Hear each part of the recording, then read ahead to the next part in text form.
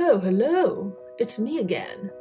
Welcome to the second episode of Why You Should Come to Arcadia. In this episode, we are finally going to talk about Arcadia. No, not the play. The definition. Hold your horses. Despite the fact that this is the second time you have heard the word Arcadia, and the first time you thought it was a cappella, it has been around here for a very long time. Let's start with a painting. This one, Et in Arcadia Ego, one of the most famous paintings by the French Baroque painter Nicolas Poussin, finished around 1637. Had a good look? Okay, now throw it away. We first need to take a little trip to, yes, you've guessed it, Greece, the motherland of yogurt and kick-ass mythology. As a place in the southern part of Greece, Arcadia does indeed have a mythological origin. The name comes from a son of Zeus called Arcas. Don't ask me whom he had it with, there were far too many, who was the first ruler of the place. More importantly, Arcadia is known to be the home of Pan. No, not the cookware, the god. Specifically, the god of the wild, who, in spite of not being one of the major gods, is now one of the most referenced, as he is deeply associated with animals, past lands, and nature as a whole.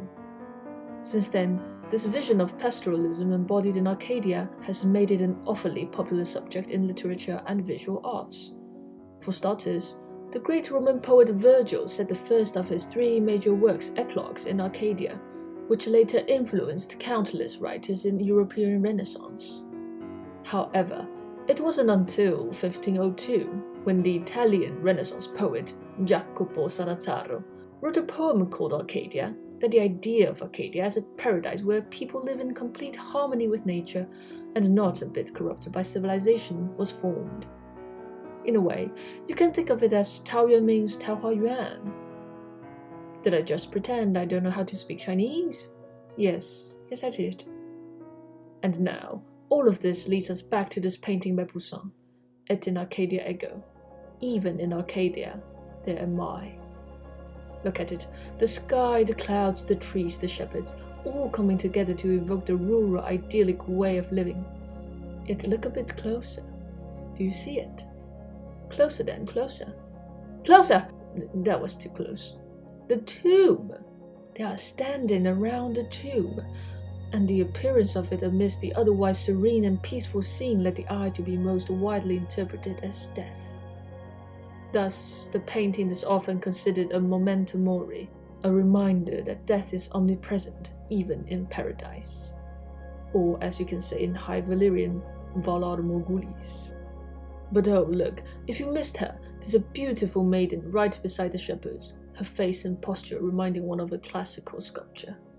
One of the shepherds, touched by the maiden, notices his companion's shadow on the tomb and begins to trace it out. This action, according to artistic tradition, is believed to be the origin of art. And so a symbol of art the maiden became, there in Arcadia as well. And indeed, this is where Tom Stoppard's Arcadia came from. Et in Arcadia Ego. Even in Arcadia, there am I. Even in paradise there is death, but there is art as well. Come to Arcadia then, see for yourself the futile struggle of art against death, and see how it is out of that futility that all beauty and possibility is born. Thank you for watching. I hope this episode where I explained the historical and symbolic meaning of Arcadia has piqued your interest, you impassive spectator. I'm kidding, please come to the play. Anyway, stay tuned for the next episode, where we'll talk about the time when reason ruled the world, the Age of Enlightenment. Note: the Greek yogurts we now generally know are in fact invented by a Turkish man, and it is not really Turkish either. You get the idea, it's like calling fries French to make it more chic.